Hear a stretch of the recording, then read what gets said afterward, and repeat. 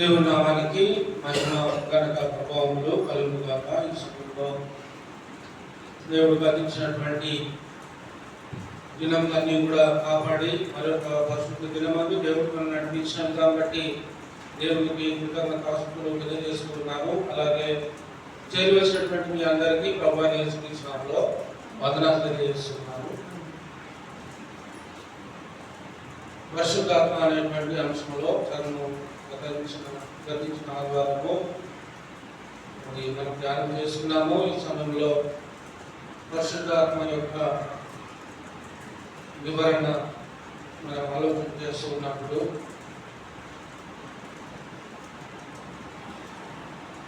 ఆత్మ ప్రేరణతో మనం నడిపింపబడినప్పుడు, ఆత్మీయ ప్రేరణతో మనం నడిపింపబడుతున్నప్పుడు, అంటే ఆత్మ చెప్పుతున్నటువంటి మాట మనం లోబడినప్పుడు మనం రక్షించబడతాం.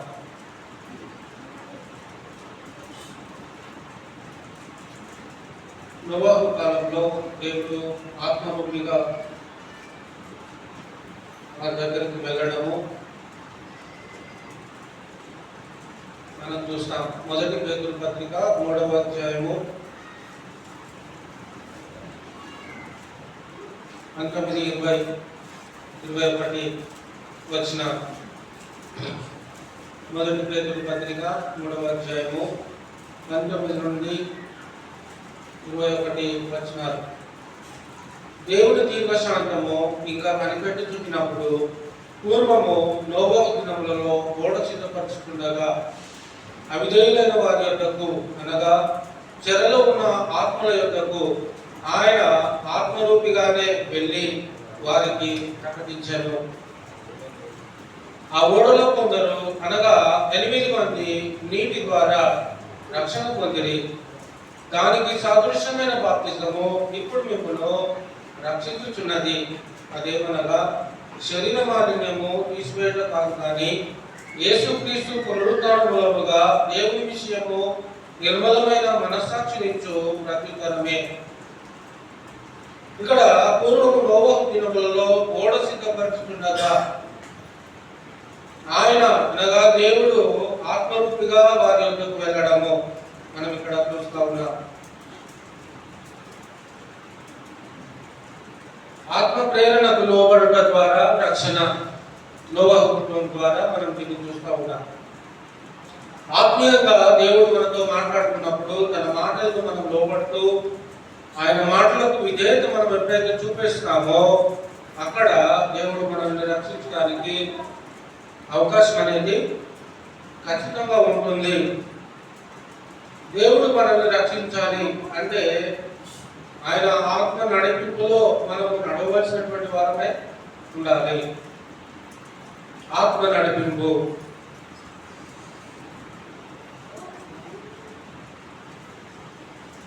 దీనికి సంబంధించినటువంటి మరికొన్ని విశేషమైనటువంటి సంగతులను మనం చూస్తాము. క్రీస్తు యొక్క ఆత్మ చేత మనము ఈ లోకంలో నడిపింపబడినటువంటి వారముగా ఉండాలని దేవుని యొక్క వాక్యము మనకి తెలియజేస్తూ ఉంది. ఎవరైనప్పటికీ కూడా వారందరూ కూడా ఈ లోకంలో జీవించేటువంటి ప్రతి ఒక్కరు కూడా దేవుని యొక్క ఆత్మ చేత నడిపింపబడినటువంటి వారుగా జీవించవలసినటువంటి అవసరం ఉంది. క్రీస్తు యొక్క ఆత్మలో నడిపింపబడినటువంటి వారుగా ఈ లోకంలో మనం ఉండాలి. క్రీస్తు యొక్క ఆత్మ చేత దేవుడు తన ఆత్మ ద్వారా క్రీస్తును శరీరధారిగా ఈ లోకంలో పుట్టించాడు. ఎలా పుట్టించాడు? తన ఆత్మ ద్వారా పుట్టించాడు. అందుకే గాబ్రియేలు దూత మరియమ్మ దగ్గరకు వచ్చి, నీవు ఎలా గర్భం ధరిస్తావు అని చెప్తుందండి. పరిశుద్ధాత్మ ద్వారా నీవు గర్భమును ధరిస్తావు అని చెప్తా ఉన్నాడు గాబ్రియేలు దూత.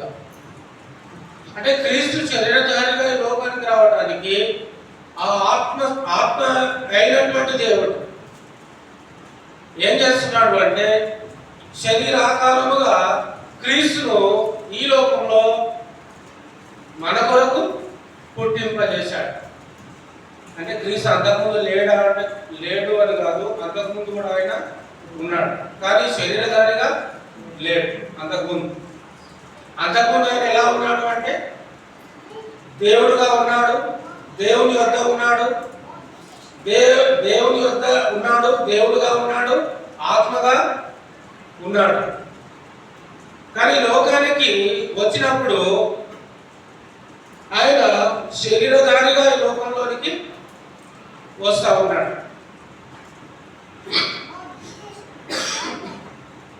ఏ ఆత్మతో అయితే ఆయన ఈ లోకానికి వచ్చాడో అదే ఆత్మతో ఆయన ఈ లోకంలో నడిపింపబడినటువంటి వాడుగా జీవించాడు. ఆత్మీయ నడిపింపులో ఆయన జీవించాడు. కాబట్టి ఆయన చనిపోయినప్పుడు ఏం జరిగింది?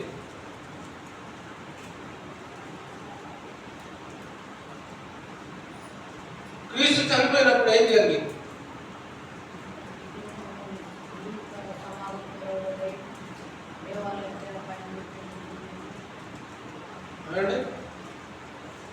ఏం జరిగింది క్రీస్తు చనిపోయినప్పుడు?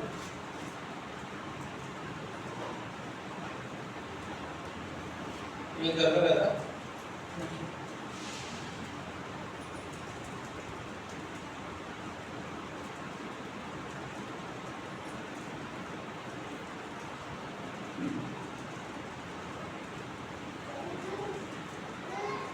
క్రీస్తు చనిపోయినప్పుడు అనేక ఆత్మలు లేపబడ్డాయి, సమాధులు తెరవబడ్డాయి. సమాధులు తెరవబడ్డం అంటే ఆత్మలు, పరదేశంలో ఉన్నటువంటి ఆత్మలు, చనిపోయినటువంటి వారి ఆత్మలు మరలా ఏమయ్యాయి అంటే మరలా ఈ శరీరాన్ని ధరించుకొని లేపబడ్డాయి, సమాధులు తెరవబడ్డాయి. భూకంపం వచ్చింది, గందరగోళం అయిపోయింది. యేసుక్రీస్తు ప్రభువారు మరణించినప్పుడు అప్పుడు ఏం జరిగింది అంటే సమాధులు తెరవబడ్డాయి. తన ఆత్మ ద్వారా తను ఏదైతే దేవుడు మన యందు ఆశ కలిగినటువంటి వాడుగా ఈ లోకంలో క్రీస్తును పంపించాడో, క్రీస్తు దేవుని యొక్క ఆత్మకు సంపూర్ణముగా విధేయత చూపెట్టినటువంటి వాడుగా ఈ లోకంలో జీవించాడు. కాబట్టి రోమపత్రిక 8వ అధ్యాయము 2వ వచనం కనుక చూసినట్లయితే, రోమపత్రిక 8వ అధ్యాయము 2వ వచనము,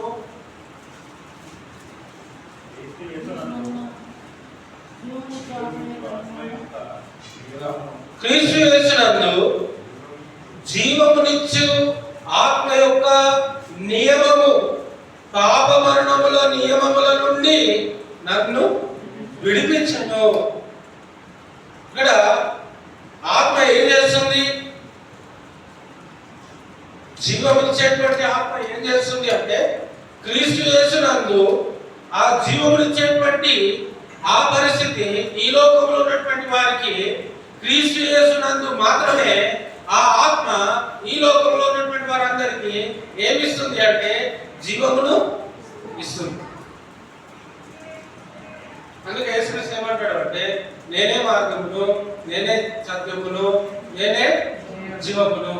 అంటే క్రీస్తు యేసునందు ఉండే ఆ జీవమునిచ్చేటువంటి ఆత్మ వాడు సంపాదించుకుంటాడు, లేక అతను సంపాదించుకుంటాడు, లేక ఆమె సంపాదించుకుంటుంది.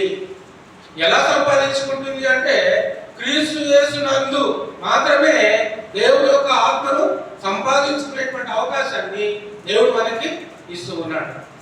ఇక రెండవది ఆ ఆత్మ యొక్క నియమము, ఏదైతే నియమము నిబంధన దేవుడు మన ముందు పెట్టాడో ఆ నిబంధనకు మనం లోబడుట ద్వారా,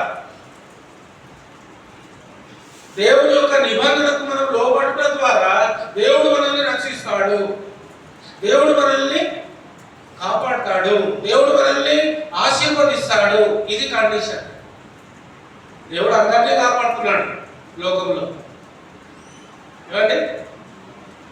దేవుడు అందరినీ కాపాడుతున్నాడు, అందరినీ ఆశీర్వదిస్తున్నాడు. దేవుని ఎరగని వారిని కూడా దేవుడు ఆశీర్వదిస్తూ ఉన్నాడు. దేవుడు ఎరిగిన వారిని కూడా దేవుడు ఆశీర్వదిస్తూ ఉన్నాడు. అనీతిమంతుల మీద వర్షాన్ని కురిపిస్తున్నాడు, నీతిమంతుల మీద వర్షాన్ని కురిపింపజేస్తా ఉన్నాడు. అనీతిమంతుల మీద సూర్యుని ఉదయింపజేస్తున్నాడు, నీతిమంతుల మీద కూడా సూర్యుని ఉదయింపజేస్తా ఉన్నాడు. లోక సంబంధమైనటువంటి విషయాలలో దేవుడు అందరినీ సమానంగా చూస్తున్నాడు, కానీ ఆత్మ సంబంధంగా అలా లేదు. అర్థమవుతుందా? లోక సంబంధంగా చూస్తే దేవుడు అందరికీ ఒకే విధమైనటువంటి, ఏ విధమైనటువంటి తక్కువ లేకుండా, ఏ విధమైనటువంటి లేమి లేకుండా, ఏ విధమైనటువంటి కొదవ లేకుండా చూసుకుంటూ ఉన్నాడు. అంటే సమృద్ధి అనేది ఈరోజు చూస్తే మరి అన్ని దేశాల్లో సమృద్ధిగానే ఉంది. ఏ దేశంలోనైనా సూర్యుడు ఉదయించడం లేదా, ఏ దేశంలోనైనా వర్షం పడట్లేదా, ఏ దేశంలోనైనా గాలి రావట్లేదా?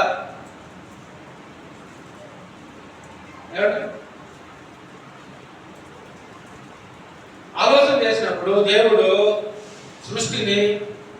సృష్టి మొత్తం మీద, అంటే భూమి మొత్తం మీద తన యొక్క సూర్యుని యొక్క కాంతిని వెదజల్లేటట్లుగా తన యొక్క రాత్రిని పగలను ఏర్పాటు చేసి, భూమి అంతా కూడా రాత్రి ఉండాలి, పగలు ఉండాలి.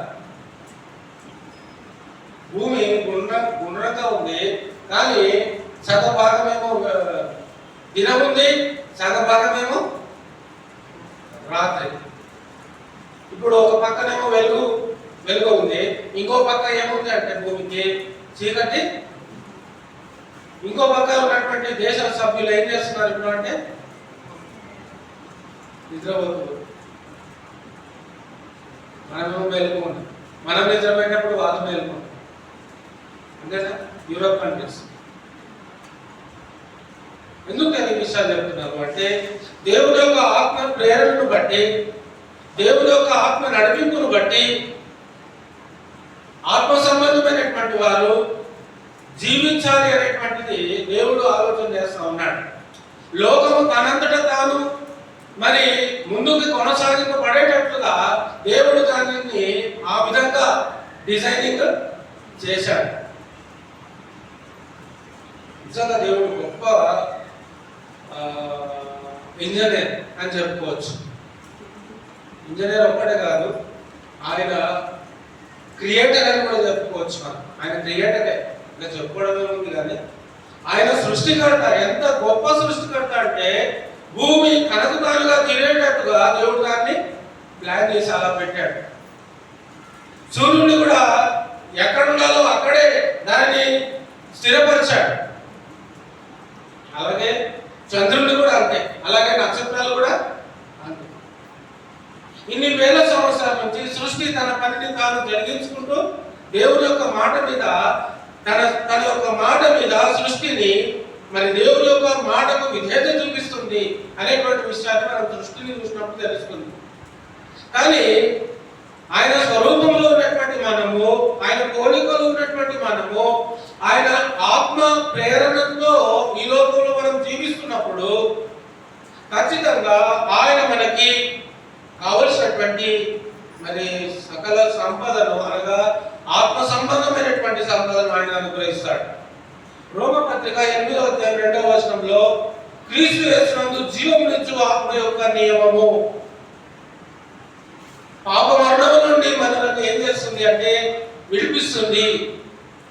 దేవుని యొక్క నియమమును ఎవరైతే అనుసరిస్తారో వారికి మొదట దేవుడు ఇచ్చేటువంటి ఆశీర్వాదం ఏంటంటే పాప విమోచన, పాప క్షమాపణ అనేది దేవుడు వారికి అలాంటి వారికి ఇస్తా ఉన్నాడు. ఈరోజు పాపాలు క్షమించడానికి నరులు మరి ఎంతో ప్రయాసపడతా ఉంటారు. ఎన్నో లక్ష రూపాయలు ఖర్చు పెట్టి మరి ఎంతో దూరం ప్రయాణం చేసి మరి అక్కడ 7 సార్లు 3 సార్లు మునిగితేనే తప్ప మరి పాపాలు క్షమాపణ అనేది దొరకదు అనేటువంటి ఆ విశ్వాసంలో వాళ్ళు ఉన్నారు. కానీ ఇక్కడ దేవుడు ఎంత ఫ్రీగా, ఉచితంగా దేవుడు పాప క్షమాపణను అనుగ్రహిస్తూ ఉన్నాడు. ఉచితంగా. ఇప్పుడు పేదవాడు ఉన్నాడు అనుకోండి, పేదవాడు ఉన్నాడు అనుకోండి, దరిద్రుడు ఉన్నాడు అనుకోండి, అంత దూరం పోతేనే నీ పాపాలు క్షమించబడతాయని చెప్పినప్పుడు ఒక పేదవాడు తన పాపాలు ఎలా క్షమించుకోగలుగుతాడు? ఒక పేదవాడు ఎవరు అతనికి సాయం చేయట్లేదు, అతని దగ్గర డబ్బు లేదు పోదామంటే, అప్పుడు అతడు చనిపోయినప్పుడు నరకానికి వెళ్తాడా? వాళ్ళ దగ్గర ప్రకారం అంతే కదా, అంతేనా? అంతే కదా. మరి అలాంటప్పుడు దేవుడు అందరికీ న్యాయం చేసిన వాడు అవుతాడా? అలాంటప్పుడు చెప్పాలి. నిజంగా దేవుడు న్యాయం చేస్తే ఉన్న చోటనే దేవుడు నిన్ను నీ పాపాలను క్షమించాలి. అది దేవుని యొక్క గొప్పతనం. నీవు ఉన్న చోటనే, నువ్వు ఏ దేశంలో ఉన్నావో కాదు, నువ్వు ఏ స్థలంలో ఉన్నావో కాదు, నువ్వు ఎలా ఉన్నావో కాదు, నువ్వు ఏ స్థితిలో ఉన్నావు అనేది కాదు, నువ్వు ఎంత పేదవాడువైనా దేవుడు నీకు రక్షణ అనుగ్రహించడానికి సిద్ధముగా ఉన్నాడు. నీవు చేయవలసింది ఏంటంటే ఆయన ఆత్మ నడిపింపులోనికి నీవు నేను రావాలి, అంతే ఆయన కోరుకునేది. నీవు ఇన్ని డబ్బులు ఇస్తేనే నీవు అక్కడికి వెళ్తావు అనేటువంటి కండిషన్స్ ఏమి లేవు దేవుని దగ్గర. ఉచితముగా మీరు పొందితే ఉచితముగా మీరు ప్రకటించండి అని యేసుక్రీస్తు ప్రభువారు మన శిష్యులకి చెప్తూ ఉంటాడు. ఇక్కడ ఇంకొక విషయం ఏంటంటే ఆత్మ యొక్క నడిపింపు అనేది లోక సంబంధమైనటువంటి జీవితానికి భిన్నంగా ఉంది. ఆత్మ నడిపింపు, ఆత్మ ప్రేరణ అనేది లోక సంబంధమైనటువంటి జీవితానికి భిన్నంగా ఉంది. కాబట్టి ఆత్మ చేత శరీర క్రియలను చంపాలి అనేటువంటి విషయాన్ని రోమపత్రిక 8వ అధ్యాయం మనకి తెలియజేస్తూ ఉంటాడు. మీరు శరీరానుసారంగా ప్రవర్తించిన యెడల చావవలసిన 11వ వచనం 8వ అధ్యాయం రోమా 8:13 మీరు శరీరానుసారంగా ప్రవర్తించిన యెడల చావవలసిన వారై ఉందురు, కానీ ఆత్మ చేత శరీర క్రియలను చంపిన యెడల జీవించెదరు. మనం జీవించాలని దేవుడు కోరుతా ఉన్నాడు, మనం చావాలని దేవుడు కోరటం లేదు. దేవుడు మనము జీవించాలని కోరుకున్నప్పుడు మనం ఏం చేస్తే జీవిస్తాము అంటే ఆత్మ చేత శరీర క్రియలను చంపాలి. ఆత్మ చేత, ఏ ఆత్మ చేత? ఏ ఆత్మ చేత మనము శరీర క్రియలను చంపగలుగుతాం? దేవుని ఆత్మ చేత మనము శరీర క్రియలను చంపగలుగుతాం. మన శక్తి చేత మన శరీర క్రియలను మనం చంపలేము. మన బలము చేత ఈ లోకాన్ని మనం జయించలేము. అందుకే మనకంటే ముందు ఈ లోకాన్ని జయించినటువంటి వారు ఎవరైనా ఉన్నారా అంటే మన ప్రభు రక్షకుడైనటువంటి యేసుక్రీస్తు ప్రభు వారు ఈ లోకంలో మనందరికంటే ముందే ఆయన ఈ లోకంలో శరీరధారిగా జన్మించి ఈ లోకాన్ని ఆయన జయించి చూపెట్టాడు. ఇదిగో నేను లోకాన్ని జయించాను, నేను లోకాన్ని జయించాను కాబట్టి మీరు కూడా లోకాన్ని జయిస్తేనే నా దగ్గరికి రాగలరు. లోకాన్ని జయించాలి. ఆయన దగ్గరికి వెళ్ళాలంటే మనం లోకాన్ని జయించాలి. ఈ లోకాన్ని జయించాలి అంటే ఆత్మ నడిపింపు, ఆత్మ ప్రేరణ అనేది ఖచ్చితంగా దేవుని ఆత్మ చేత మనం నడిపింపబడితేనే తప్ప మనం ఈ లోకాన్ని జయించలేము.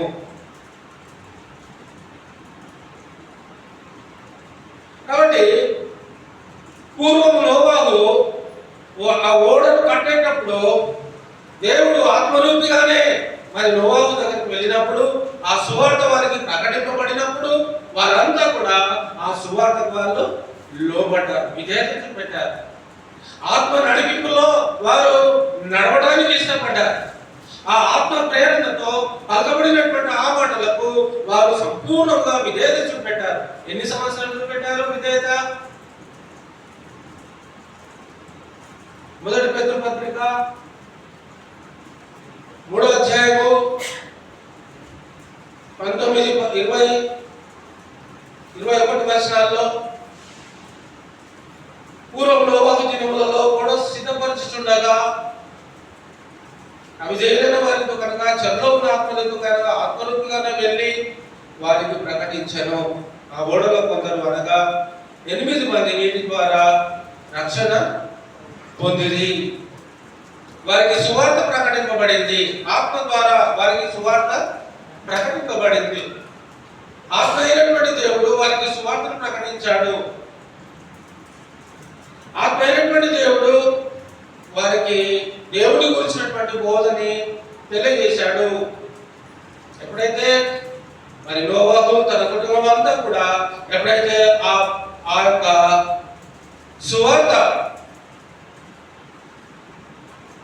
ప్రకటింపబడినటువంటి ఏదైతే దేవుడు ప్రకటించాడో ఆ ప్రకటింపబడినటువంటి వర్తమానాన్ని నోవహు కుటుంబము విశ్వసించింది, అంగీకరించింది, లోబడింది, విధేయత చూపెట్టింది. ఎన్ని సంవత్సరాలు విధేయత చూపెట్టింది నోవహు కుటుంబం? ఆ ఆత్మ ద్వారా ప్రకటింపబడినటువంటి ఆ వర్తమానానికి వారు ఎన్ని సంవత్సరాలు లోబడ్డారు చెప్పట్లేదు. ఎన్ని సంవత్సరాలు లోబడ్డారు?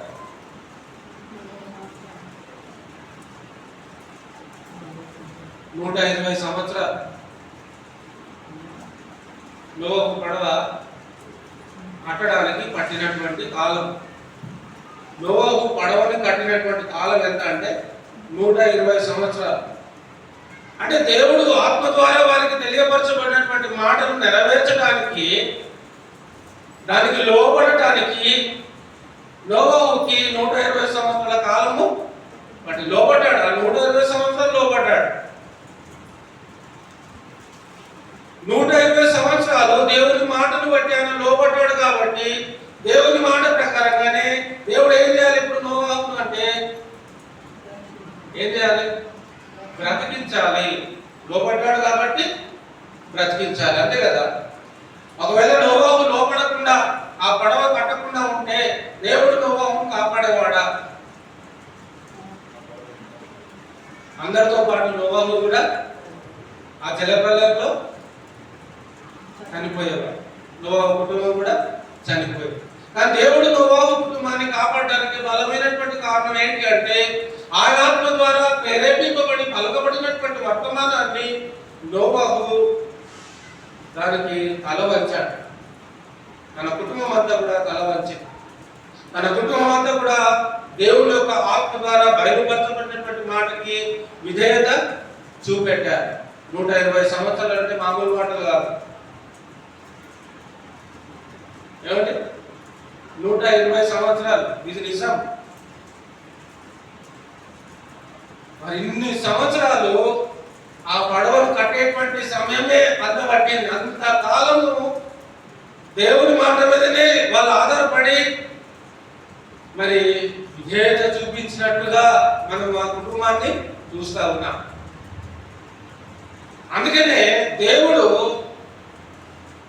ఎవరైతే లోబడతారో, ఎవరైతే వింటారో వాళ్ళకు మాత్రమే దేవుడు తన వర్తమానాన్ని ప్రత్యేకంగా తెలియపరచడానికి ముందుకు వస్తూ ఉంటాడు. గాబ్రియల్ దూత మరియమ్మ దగ్గరికి ఎందుకు వచ్చింది? అక్కడ ఉన్నటువంటి ప్రాంతంలో ఇంకా స్త్రీలు ఎవరు లేరా? కన్యకలు ఎవరు లేరా?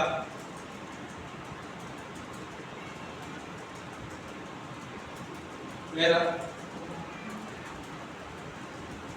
గాబ్రియల్ దూత యేసుక్రీస్తు జన్మను ప్రకటించడానికి మరియమ్మ దగ్గరికి ఎందుకు వచ్చింది? ఎందుకు వచ్చాడు? అక్కడ ప్రాంతంలో, ఆ యెరూషలేము ప్రాంతంలో ఇంకా కన్యకలు ఎవరు లేరా? మరియమ్మ ఒకటే ఉందా? ఇది నా ప్రశ్న.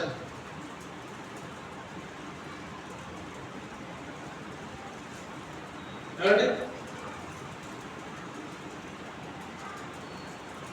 దేవుని యొక్క ప్రణాళిక, దేవుని యొక్క సంకల్పంలో దేవుడు ఎవరినైతే ఎన్నుకుంటాడో, దేవుడు ఎవరినైతే సెలెక్ట్ చేసుకుంటాడో, దేవుడు ఎవరికి అంగీకారంగా దేవుడి యొక్క పక్షంగా ఆలోచన చేస్తున్నప్పుడు, దేవుడు ఎవరిని ఇష్టపడతాడో, ఎవరి ద్వారా తన ప్రణాళికను నెరవేర్చాలనుకుంటాడో వారినే దేవుడు ఎన్నిక చేసుకుంటాడు. అందరినీ చేసుకోడాడు. చాలా మంది ఉండొచ్చు కన్యకలు మరియమ్మతో పాటు ఆ ప్రాంతంలో. కానీ దేవుడు మరియమ్మని ఎన్నుకోవడానికి కారణం ఏంటి అంటే మరియమ్మనే దయాప్రాప్తురాలుగా జీవించింది, నీతిగా జీవించేటువంటి స్త్రీగా ఉంది. అంటే దేవుడు యందు భయము భక్తి కలిగినటువంటి స్త్రీగా మరియమ్మ ఉంది. కాబట్టి దేవుడు ఆమెను ఎన్నుకోవడానికి కారణం ఏంటి అంటే ఆమెనే దేవుడు యొక్క ఆత్మ నడిపింపులో ముందుకు సాగడానికి, లోబడి జీవించడానికి సిద్ధంగా ఉంది. ఈమె మాత్రమే చేయగలదు. కాబట్టి దేవుడు ఆమెనే ఎన్నుకొని ఆమెకే ఆ వర్తమానాన్ని అందించాడు. యోగ్యులైనటువంటి వారినే దేవుడు ఎన్నుకుంటాడు. యోగ్యులైనటువంటి వారినే దేవుడు ఎన్నుకుంటాడు. అందరినీ ఎన్నుకోడు దేవుడు. యోగ్యులైన వారినే, అంటే నిలువబడగలగాలి. శ్రమలు వచ్చినప్పుడు నిలువబడగలగాలి, కష్టాలు వచ్చినప్పుడు నిలువబడగలగాలి. అందరూ ముఖం మీద మాటలాడుతున్నప్పుడు తలదించుకొని జీవించగలగాలి. ఆ కేటగిరీస్ అన్ని కూడా, ఆ క్యారెక్టర్స్ అన్ని కూడా మరియమ్మకి పుష్కలంగా ఉన్నాయి. పురుషుని సంబంధం లేకుండా బిడ్డ కన్నచ్చుడు, కుమారుని కన్నచ్చుడు అని లోకం అంటా ఉంటే ఆమె ముఖం ఎక్కడ పెట్టుకోవాలో తెలియదు. అంతేనా? పురుషుని సంబంధం లేకుండా బిడ్డని కన్నది స్త్రీ అని లోకం అంతా కూడా చిన్న చూపు చూసి మాట్లాడుతూ ఉంటే ఆమె అంత తగ్గించుకొని ఉంది. అన్ని మాటలు పడుతున్నా కూడా ఇదేంటి ప్రభావ నాకు ఇంత ఘోరమైనటువంటి పరీక్షణ అనేటువంటి ప్రశ్న కూడా దేవుని దగ్గర ఎప్పుడు కూడా ఆమె ఆ ప్రస్తావన తీసుకొని రాలే. అంతే కదా? లోకం ఏమంటుంది? పురుషుని సంబంధం లేకుండా, అంటే పురుషుని సంబంధం లేకుండా పిల్లలకి అంటే లోకం ఏమంటుంది? ఎలా చూస్తుంది లోకం అలాంటి వారు? అంటే మరియమ్మ లోకం నన్ను ఏమైనా అనుకొని దేవుని యొక్క ఆత్మ ప్రేరణతో, దేవుని యొక్క ఆత్మ నడిపింపుతో నేను దేవుని యొక్క కార్యాన్ని చేయడానికి నా జీవితము నేను సమర్పించుకున్నాను అనేటువంటి ఆ తీర్మానంలో మరియమ్మ జీవించింది. కాబట్టి దేవుడు మరియమ్మను ఎన్నుకున్నాడు. అదే వేరే వాళ్ళైతే ఒప్పుకోరు, అంగీకరించారు. పురుషుడికి సంబంధం లేకుండా నేను బిడ్డకి జన్మని ఇవ్వలేను అని చెప్పేస్తారు డైరెక్ట్. కానీ మరియమ్మ అలా ఏమి చెప్పలే. కాబట్టి దేవుడు మరియమ్మను ఎన్నుకోవడానికి కారణము అదే. దేవుడి కొరకు సమర్పించుకున్నటువంటి వారుగా ఎవరైతే ఈ లోకంలో ఉంటారో అలాంటి వారినే దేవుడు ఎన్నుకుంటాడు, అలాంటి వారినే దేవుడు ఆశీర్వదిస్తాడు, అలాంటి వారి ద్వారానే దేవుడు తన ప్రణాళికను బలపరుచుకుంటాడు, స్థిరపరుచుకుంటూ ఉంటాడు. కాబట్టి ఈ లోకంలో ఇప్పుడు క్రీస్తు ద్వారా మనం అందరం కూడా నిత్యజీవం పొందాలని దేవుడు కోరుకుంటూ ఉన్నాడు. క్రీస్తు ద్వారా మనము నిత్యజీవం పొందాలి. నోవాహు కుటుంబము జీవించడానికి వాళ్ళ కారణం ఏంటి అంటే మరి 120 సంవత్సరాల కాలము వారు దేవుని యొక్క ఆత్మ ప్రేరణను బట్టి వారు నడిచారు, లోబడ్డారు. మరి నోవాహు వారు ఓడగట్టినప్పుడు కూడా వాళ్ళకి అనేకమైనటువంటి ఆటంకాలు వచ్చే ఉంటాయి. రాలేదంటారా? నోవాహు ఓడగట్టినప్పుడు కూడా చుట్టూ ఉన్నటువంటి జన సమూహము వారిని అపహాస్యం చేసే ఉండొచ్చు, వారిని నిందించే ఉండొచ్చు, వారిని అవమానించే ఉండొచ్చు.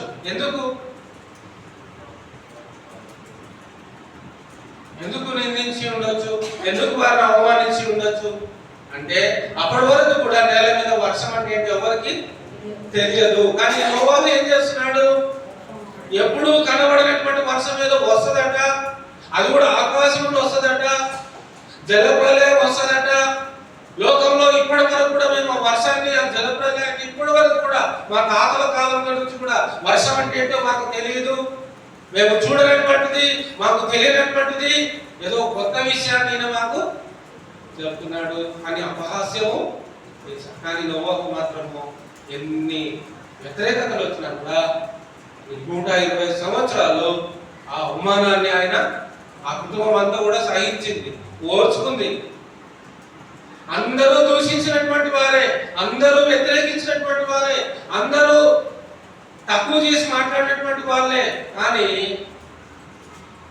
సీన్ రివర్స్ అయిపోయింది. 120 సంవత్సరాలు కంప్లీట్ అయిపోయిన తర్వాత అవమానించినటువంటి వాళ్ళే ఏమైపోయారు అంటే ఆ జలప్రలయంలో అవమానించినటువంటి వాళ్ళే నోవహు ఉన్నటువంటి ఆ ఓడ దగ్గరకు వచ్చి తలుపు కొడుతూ ఉన్నారంట. ఈ తలుపు అవమానించారు కదా ఒకప్పుడు, హేళన చేశారు కదా ఒకప్పుడు. తలుపు తీసే అవకాశం కూడా లేదు నోవహుకి. అవకాశం ఇస్తే దేవుడు నోవహు తీసేవాడేమో, కానీ తలుపు వేసింది ఎవరు? దేవుడు. దేవుడు వేసినటువంటి తలుపు ఈ లోకంలో ఏ మనిషి తీయలేడు, అది అసాధ్యము. దేవుడు మనకి ఇచ్చినటువంటి అవకాశాన్ని మనం సద్వినియోగం చేసుకోకపోతే మన జీవితమే వృధా అయిపోతుంది. మన జీవితమే మరి పనికి రాకుండా ముగింపులోనికి వెళ్ళిపోతా ఉంది, నాశనానికి వెళ్ళిపోతా ఉంది. కాబట్టి దేవుడు చెప్పినప్పుడు ఆ ఆత్మ నడిపింపులో మనం లోబడుతున్నప్పుడు ఖచ్చితంగా దేవుడు నడిపిస్తాడు, రక్షిస్తాడు, కాపాడుతాడు, జీవింపజేస్తాడు, జీవాన్ని ప్రసాదిస్తాడు అనేటువంటి విషయాన్ని మనం ఆలోచన చేస్తా ఉన్నాం. ఆత్మ ప్రేరణ, ఆత్మ నడిపింపులోనే మనకు నిత్య జీవము ఉంది. లోబడకపోతే, విధేయత చూపెట్టకపోతే, సహింపు అనేటువంటి ఆలోచన, ఆ తగ్గింపు స్వభావము, శోధనను సహించేటువంటి, అవమానాన్ని సహించేటువంటి, ఇబ్బందులను ఇరుకులను సహించేటువంటి ఆ మనస్తత్వం కనుక మనకు లేకపోతే మనం కూడా నశించిపోయేటువంటి అవకాశము. దేవుని దగ్గరికి వచ్చేటువంటి వారు అన్నిటినీ ఎదుర్కొనడానికి సిద్ధంగా ఉండాలి. అన్నిటిని ఎదుర్కోవడానికి సిద్ధంగా ఉండాలి. చివరికి ప్రాణం మీదకి వచ్చినా కూడా సంతోషంగా ప్రాణం పెట్టడానికి కూడా వెనుకంజ వేయని వారుగా ఉండాలి. అవమానం వస్తున్నా సహించడానికి సిద్ధంగా ఉండాలి. నిందలు వస్తున్నా సహించడానికి సిద్ధంగా ఉండాలి. యేసుక్రీస్తు ప్రభు వారికి జన్మనిచ్చినటువంటి మరియమ్మనే ఎన్నో అవమానాలు పొందింది.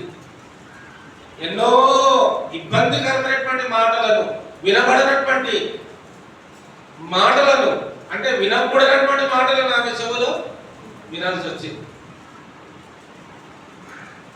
అలాగే దానికంటే ముందు ఎలిజబెత్, యోహాను, అంతేనా?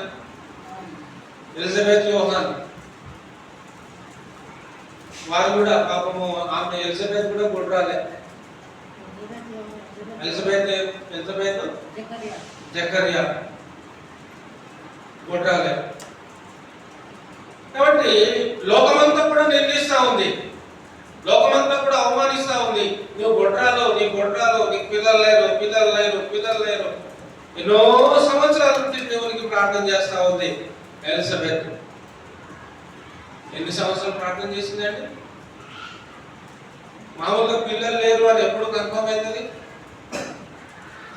పెళ్ళైన 15 సంవత్సరాలకు అవుతుందా, లేకపోతే పెళ్ళైన 6 నెలలకు అవుతుందా?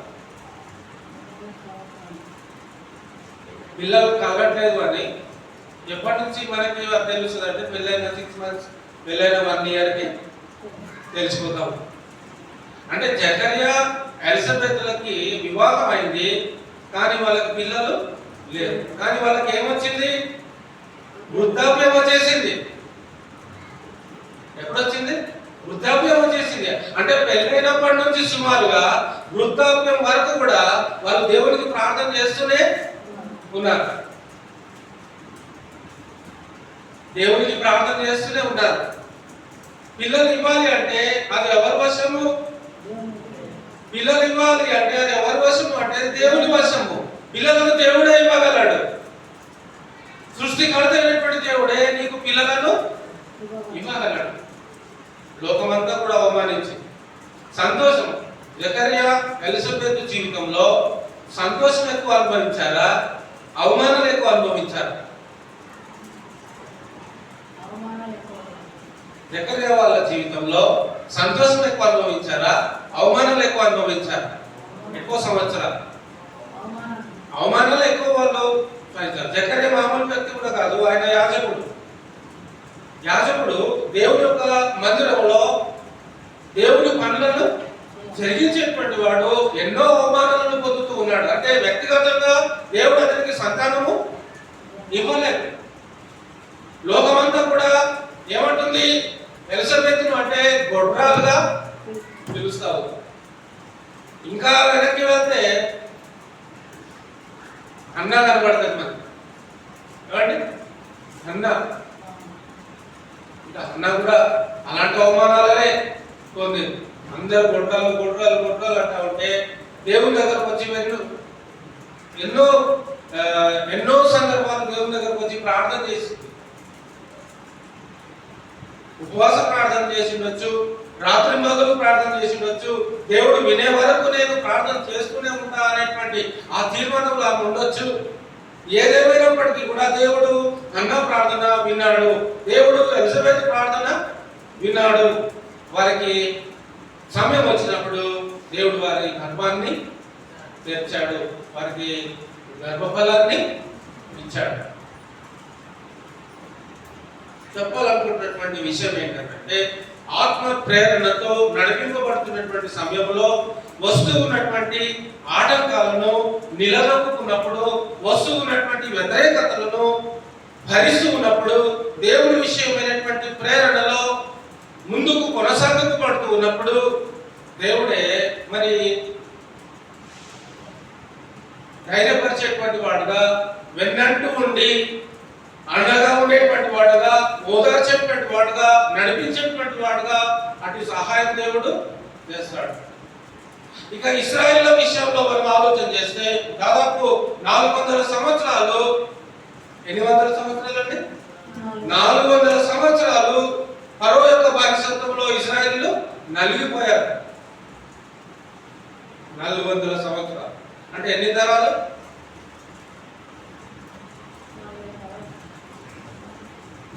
ఎన్ని తరాలు అండి? సుమారుగా 4 తరాలు వేసుకోండి. ఒక తరానికి 100 సంవత్సరాలన్న 4 తరాలు. ఈ 4 తరాలు వారు దేవునికి 400 సంవత్సరాలు వారు దేవునికి ప్రార్థన చేస్తూనే ఉన్నారు. ఎక్కడ కూడా వారు దేవుని విడిచిపెట్టలేదు, ఎక్కడ కూడా దేవుని ప్రార్థించడం వదులుకోలేదు. వారు 400 సంవత్సరాలు దేవునికి ప్రార్థన చేస్తూనే ఉన్నారు. వాళ్ళ ప్రార్థన ఏంటంటే, దేవా మమ్మల్ని విడిపించు, దేవా మమ్మల్ని రక్షించు, దేవా మమ్మల్ని కాపాడు, ఈ భయంకరమైనటువంటి ఈ యొక్క బానిసత్వంలో నుండి మమ్మల్ని బయటికి తీసుకునిరా అని వాళ్ళు ప్రార్థన చేశారు. ఇజ్రాయేలు ఓపిక కూడా మనం మెచ్చుకోవచ్చు. నోవహు గారి కుటుంబాన్ని కూడా మనం మెచ్చుకోవచ్చు. వాళ్ళ ఓపిక, ప్రార్థన చేసేటువంటి విషయానికి వస్తుంటున్నప్పుడు ఎంత గ్యాప్ ఉన్నా, ఎంత విస్తారమైనటువంటి సమయము మన ముందు ఉన్నా కూడా ఆ విస్తారమైనటువంటి సమయాన్ని దేవుని కొరకు వాళ్ళు సద్వినియోగము చేసుకున్నారు. ఎక్కువ సమయము మరి పనిచేసినప్పటికీ కూడా వాళ్ళకు ఉన్నటువంటి కొంచెం సమయంలో కూడా వాళ్ళు దేవుని ప్రార్థన చేయడం అనేది మనం చూస్తూ ఉంటాం. ఎప్పుడైతే ఆ ఆత్మ నడిపింపులో ఎప్పుడైతే మనము సిద్ధపరచబడి ఆ ఆత్మ నడిపింపులో మనం ఎప్పుడైతే ప్రవేశిస్తామో ఇక అక్కడి నుంచి ఆయన మనల్ని నడిపిస్తూ ఉంటాడు. మనము ఆయన సన్నిధిలోనికి రాకుండా, మనము ఆయన నడిపింపులోనికి రాకుండా, మనం ఆయన మార్గంలోనికి రాకుండా దేవ నాకు సహాయం చేయి, దేవ నాకు ఇది చేయి, దేవ నాకు అది చేయి అంటే దేవుడు కూడా ఏమి చేయలేనటువంటి మనిషి. దేవుడు అన్ని చేయగలడు, కానీ ఎప్పుడు చేస్తాడు అంటే నీవు ఆయన ప్రణాళికలోనికి వచ్చినప్పుడు, నీవు ఆయన ఆత్మ యొక్క నడిపింపులోనికి నీవు వస్తూ ఉంటున్నప్పుడు, ఆయన అడుగు జాడల్లోనికి నీవు వస్తూ ఉంటున్నప్పుడు ఖచ్చితంగా నీకు ఆయన ఆదరణను అనుగ్రహిస్తూ ఉంటాడు, ధైర్యాన్ని ఇస్తూ ఉంటాడు.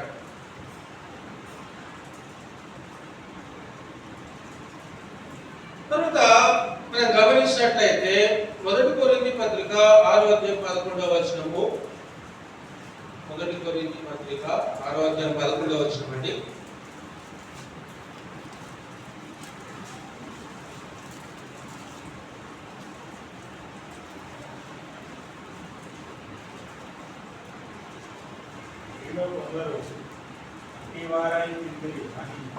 ప్రభువైన యేసుక్రీస్తు నామమును మన దేవుని ఆత్మయందును మీరు కడుగబడి పరిశుద్ధపరచబడిన వారై నీతిమంతులుగా తీర్చబడింది.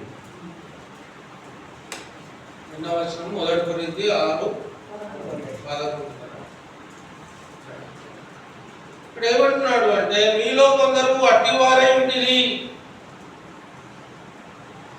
ఇలాంటి వారు ఉంటుంది అనేది చూస్తే 9-10 వచనాల్లో లోక సంబంధమైనటువంటి దేవునికి అసహ్యమైనటువంటి కార్యాలు, దొంగతనము, త్రాగుబోతు, దూషించడము, వ్యభిచరించడము, ఆడంగితనము, జారులు, మోసం చేసేటువంటి వారు, విగ్రహారాధన చేసేటువంటి వారు, ఇలాంటి వారిని గురించి మాట్లాడుతూ విశ్వాస సంబంధులైనటువంటి కొరింథీ పట్టణంలో ఉన్నటువంటి సంఘ సభ్యులు కొంతమంది దేవుని విషయంలో బలహీనులుగా ఉంటున్నప్పుడు వారిని తిరిగి దేవుని వద్దకు నడిపించడానికి, దేవుని యొక్క ప్రేమను తెలియజేయడానికి, ఆయన యొక్క ఆశీర్వాదం యొక్క గొప్పతనాన్ని చాటడానికి మునుపు మీరు ఏమై ఉంటుందో దానిని మీరు జ్ఞాపకం చేసుకోండి.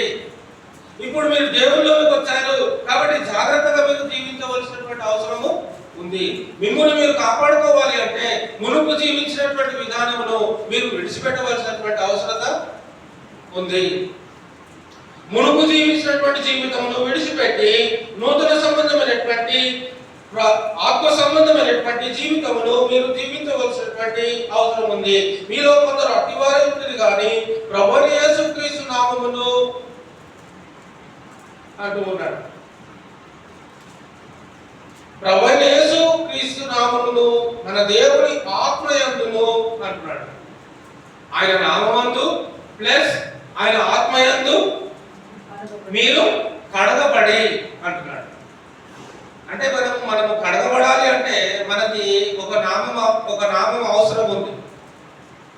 అంటే మన పాపాలు కడగబడాలంటే ఒక నామం అవసరం ఉంది. ఆ నామం ఏంటి అంటే క్రీస్తు అనేటువంటి నామము మనకి కావాలి. ఎందుకు కావాలంటే ఆ నామమే మన పాపాలను క్షమిస్తుంది. ఇంకా దాని తర్వాత ఇంకొక అవసరం కూడా దేవుడు మన యందు ఉంచాడు. అది ఏది అంటే దేవుని ఆత్మయందు మీరేం చేయబడాలి అంటే కడగబడాలి. ఆత్మయందు కడగబడటం అంటే ఏంటి? క్రీస్తు నామమందు కడగబడటం అంటే ఏంటి? ఆత్మయందు కడగబడటం అంటే ఏంటి? ఎవరైనా చెప్తారా?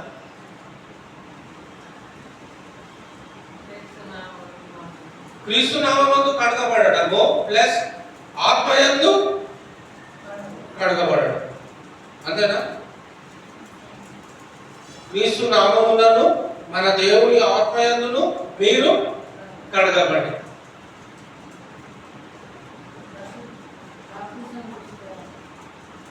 బైబిల్లోనే చూద్దాం. ఎందుకు కన్ఫ్యూజన్? నికోదేము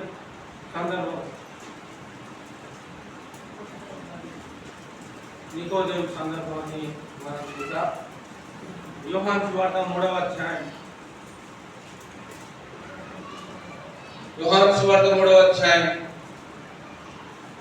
3, 4, 5, 6, 7, 8 వచనాలు. అందుకు యేసు అతనితో ఒకడు క్రొత్తగా జన్మిస్తేనే గాని అతడు దేవుని రాజ్యమును చూడలేడని మీతో నిశ్చయముగా చెప్పుచున్నానని. అందుకు నికోదేము, ముసలివాడైన మనుషుడు ఎలా జన్మింపగలడు? రెండవ మారు తల్లి గర్భమందు ప్రవేశించి జన్మింపగలడా అని ఆయన అడగగా యేసు ఇట్లా, ఇది చాలా ఇంపార్టెంట్, 5వ వచనం, ఒకడు నీటి మూలముగాను ఆత్మ మూలముగాను జన్మిస్తేనే గాని దేవుని రాజ్యంలో ప్రవేశింపలేడని నీతో నిశ్చయముగా చెప్తున్నాడు. ఇక్కడ 2 రకాలైనటువంటి విషయాలు యేసుక్రీస్తు వారు తెలియజేస్తూ ఉన్నాడు. ఒకటి ఆత్మ సంబంధమైనటువంటి చరణం గురించి తెలియజేస్తూ ఉన్నాడు. రెండవది శరీర సంబంధమైనటువంటి పాపమును క్షమించేటువంటి పరిస్థితిని కూడా తెలియజేస్తూ ఉన్నాడు. ఆత్మ సంబంధమైనటువంటి నిత్య జీవాన్ని తెలియజేస్తూ ఉన్నాడు. శరీర సంబంధమైనటువంటి నరకాన్ని తెలియజేస్తూ ఉన్నాడు.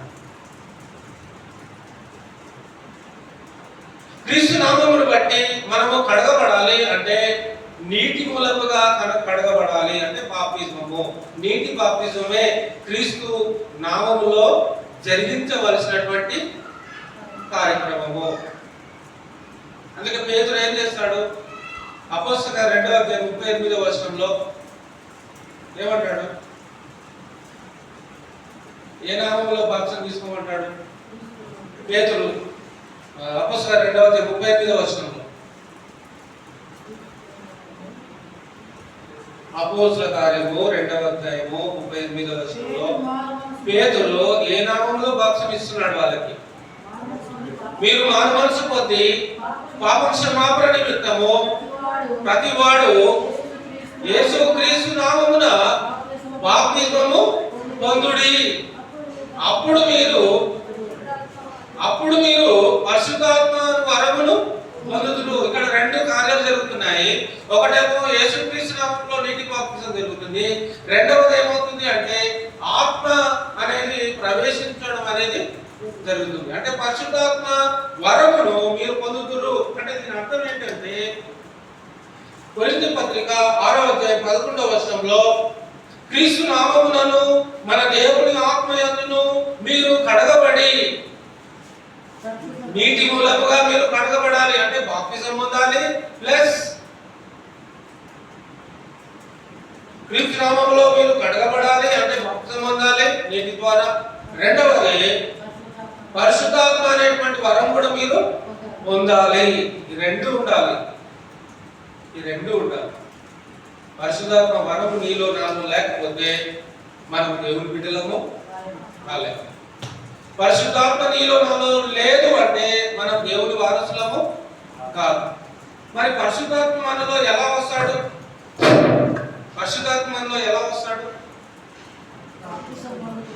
క్రీస్తును ఆయన సువార్తను విని నమ్మి మారు మనసు పొంది పాప క్షమాపణ నిమిత్తము బాప్తిజం పొందినప్పుడు, క్రీస్తు నామములో బాప్తిజం పొందినప్పుడు మన పాపాలు క్షమించబడతాయి. మన పాపాలు ఎప్పుడైతే క్షమించబడతాయో అప్పుడు దేవుని ఆత్మ వరముగా మనలోనికి వస్తుంది, ప్రవేశిస్తుంది. అంతకుముందు దేవుడు ప్రవేశించాడు, ఆల్టర్నేట్ గా ఉంటది ఆత్మ, కానీ ఇన్యాక్టివ్ అంటారు కదా. ఇన్యాక్టివ్ అంటే తెలుగులో ఏమంటారు? ఇన్యాక్టివ్. యాక్టివ్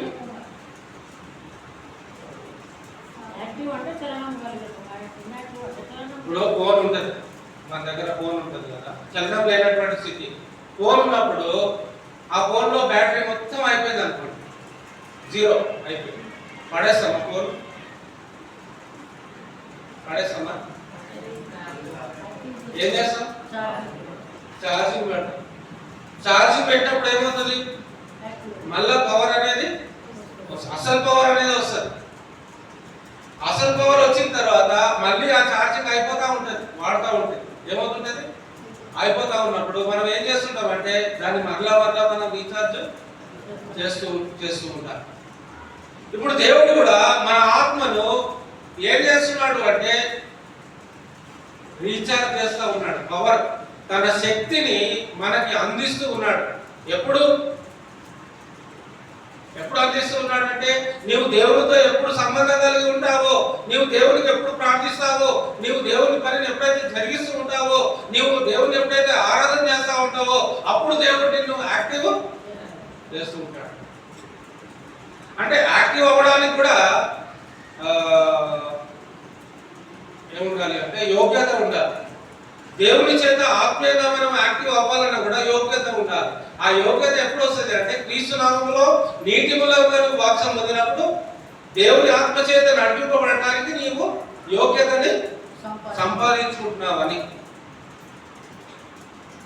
అందుకే అపోస్తలుల ద్వారా రక్షించబడినటువంటి వారు ఎలా ఉన్నారు అంటే అపోస్తలుల 2వ అధ్యాయము 40-41 వచనంలో మనం చూడగలుగుతాం. యాక్టివ్ అనేది ఎలా ఉంటారు అనేది చెప్తాడు అక్కడ. అపోస్తలుల 2వ అధ్యాయము 41-40 వచనాలు, 42 వచనాలు. అపోస్తలుల కార్యము 2వ అధ్యాయము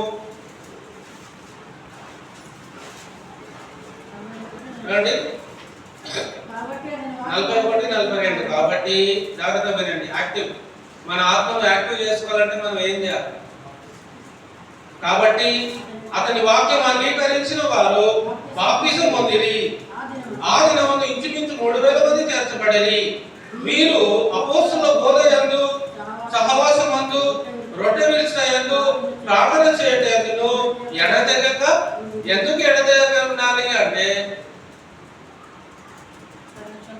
ఆ చలనము కోల్పోయేటువంటి పరిస్థితి ఉండదు. అంటే ఆత్మ నడిపింపులో మనము బలహీనులమయ్యేటువంటి పరిస్థితి ఉంటుంది. మన ఆత్మ నడిపింపులో మనం బలము పొందుకోవాలి అంటే మనము ఎలా ఉండాలి అంటే ఎడతెగకుండా అపోస్తలుల బోధ యందు ఉండాలి. ఎవరి బోధ యందు ఉండాలి? అపోస్తలుల బోధ యందు ఉండాలి. ఇంకా ఎలా ఉండాలి? సహవాసం అందు ఉండాలి. రొట్టె విరవాలి. రొట్టె విరవాలంటే బలలో పాలు పొందాలి.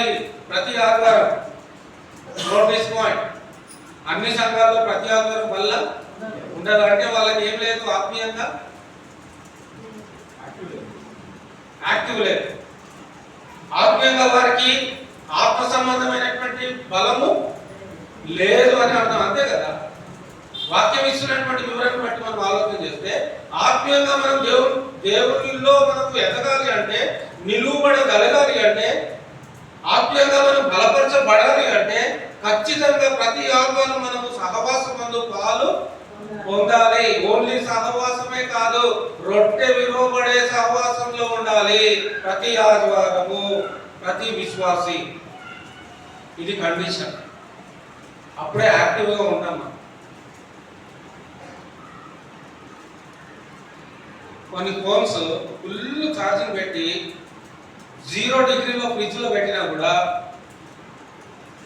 ఆఫ్ అవ్వవు. మొన్ననే చూసిన వీడియో ఒకటి,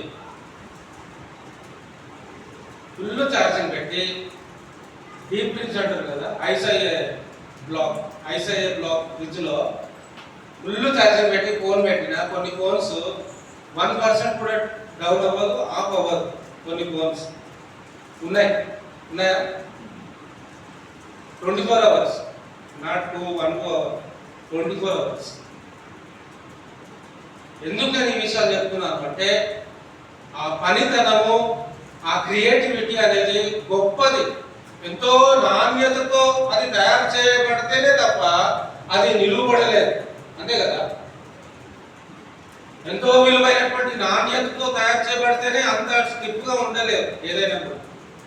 అలాగే ఆత్మ సంబంధంగా ఎప్పటికీ మనం దేవునిలో నిలువబడాలంటే మరి దేవుని ఆత్మ చేత మనం నడిపింపబడితేనే కదా మనం అంత బలంగా ఉండగలము.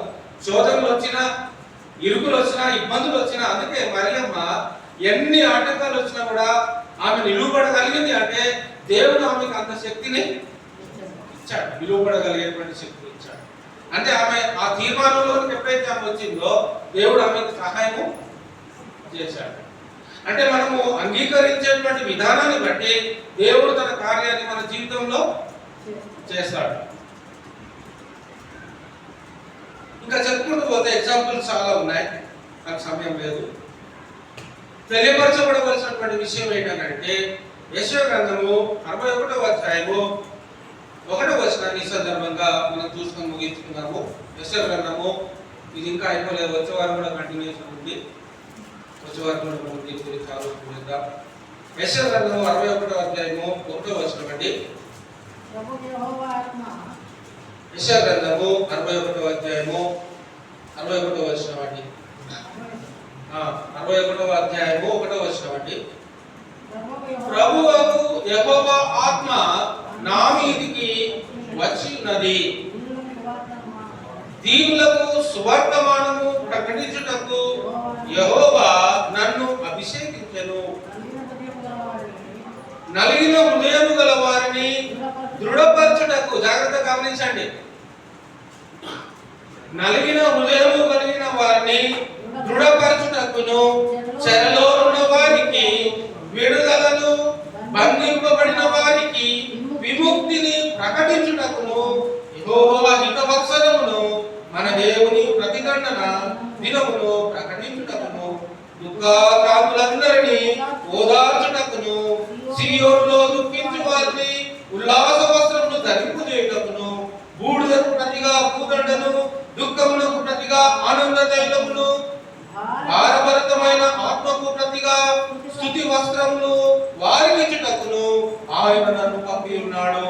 యెహోవా తన్ను మహిమపరచుకున్నట్లు నీతి అను మస్తకి వృక్షములనియు యెహోవా నాటిన చెట్లనియు వారికి పేరు పెట్టబడును. ఏమైనా అర్థమవుతుందా? ఏమైనా అర్థమవుతుందా? ఇది ఎవరి గురించి చెప్తున్నాడు?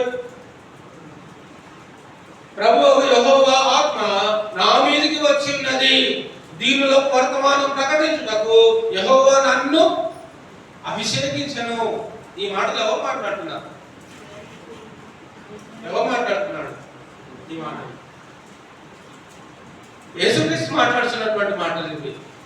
పరలోకంలో దేవుని ఎదుట, తండ్రి అయినటువంటి దేవుని ఎదుట యేసుక్రీస్తు మాట్లాడుతున్నటువంటి మాటలు ఇవి. అందుకే ఆయన ఈ లోకంలో శరీరధారిగా వచ్చినప్పుడు ఆయన ఏమేం కార్యాలు చేశాడు? కొన్ని చెప్పండి. ఏమేం కార్యాలు చేశాడంటే యేసుక్రీస్తు ప్రభువు ఈ లోకంలో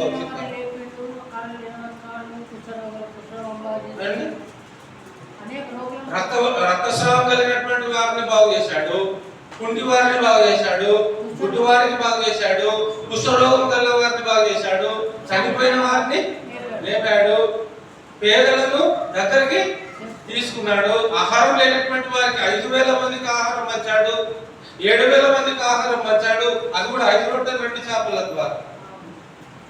ఇంకా పేతురు, యోహానులు, యాకోబులు రాత్రంతా చేపలు పట్టడానికి వాళ్ళు ప్రయత్నం చేసినా వాళ్ళు చేపలు పట్టలేని పరిస్థితిలో వాళ్ళు నిరుత్సాహంతో ఉన్నప్పుడు వారు అత్యానందభరితులు అవటానికి వారి వలలోనికి విస్తారమైనటువంటి చేపలను తెప్పించాడు. అంటే ఆయన ఒక మాట చెప్పినప్పుడు, ఇది కూడా మనకు లెసన్, నీవు నీ వలను కుడి ప్రక్కన వేయు, కుడి ప్రక్కన వేయు. అయ్యో దేవా, రాత్రంతా వేశానయ్యా, రాత్రంతా వేశా, రాత్రంతా నిద్ర లేకుండా మెలకుగా ఉన్నానయ్యా, కుడి పక్కన వేశానయ్యా, ఒక్క చేప కూడా పడల. నువ్వు చెప్పిన చోటలే వేశానయ్యా, రాత్రంతా పడలే. ఆయనను నువ్వు చెప్తున్నావు కాబట్టి చెప్పేవాడు శక్తి కలిగినటువంటి వాడు, చెప్పేవాడు సామాన్యమైన వాడు కాదు, సృష్టికర్త అయినటువంటి దేవుడు చెప్తా ఉన్నాడు, నీ వలన కుడి పక్కన నువ్వెంత నిరుత్సాహంతో ఉన్నావో అంతకు డబల్ త్రిబుల్ 100 రెట్లు ఎక్కువ సంతోషాన్ని, ఎక్కువ సంతృప్తిని నేను మీకు ఇస్తాను. నువ్వు చెప్పినటువంటి మాటలు బట్టి ఇదిగో నేను వేస్తున్నానని చెప్పి ఎప్పుడైతే ఆ వలను కుడి పక్కన వచ్చారో ఆ వలలు చినిగిపోయే అంతగా విస్తారమైనటువంటి చేపలు, అవి కూడా సామాన్యమైనటువంటి చేపలు కాదంట, చాలా విలువైనటువంటి చేపలు అంటారు. అరుదుగా ఎప్పుడు పడితే అప్పుడు దొరికే చేపలు కాబోయే ఒక ప్రత్యేకమైనటువంటి చేపలు అవి, దానికి విలువ ప్రాధాన్యత ఎక్కువ ఉన్నటువంటి చేపలు అవి. అర్థమవుతుందా? వాళ్ళకు ఉన్నటువంటి అప్పులన్నీ కూడా చీరిపోయాయంట. ఆ చేపలు, అన్ని చేపలు పట్టేవాళ్ళు, వాళ్ళకు ఉన్నటువంటి అప్పులన్నీ దేవుని మాట నువ్వు ఎప్పుడైతే మనం లోపడతామో, ఆయన ఆత్మ నడిపింపులో మనం ఎప్పుడైతే విధేయత చూపెట్టడం నేర్చుకుంటామో అక్కడి నుంచే మన విజయం అనేది స్టార్ట్ అవుతుంది, మన సంతోషం అనేది స్టార్ట్ అవుతుంది, మన ఆత్మ సంబంధమైనటువంటి సంతృప్తి అనేది ఆయన ఆత్మ నడిపింపును బట్టి ప్రారంభం అవుతుంది. ఆ అనుభవము మనలో ఉండాలి అనేటువంటి విషయాన్ని మనం జ్ఞాపకం చేసుకుంటూ ఉన్నాం. యేసుక్రీస్తు గురించి ప్రవచనాత్మకంగా ఈ విషయాలు మనం చదువుకుంటూ ఉన్నాం. ప్రభువు యెహోవా ఆత్మ నా మీదికి వచ్చినది, దీనిలో వర్తమానం ప్రకటించుటకు యెహోవా నన్ను అభిషేకించెను.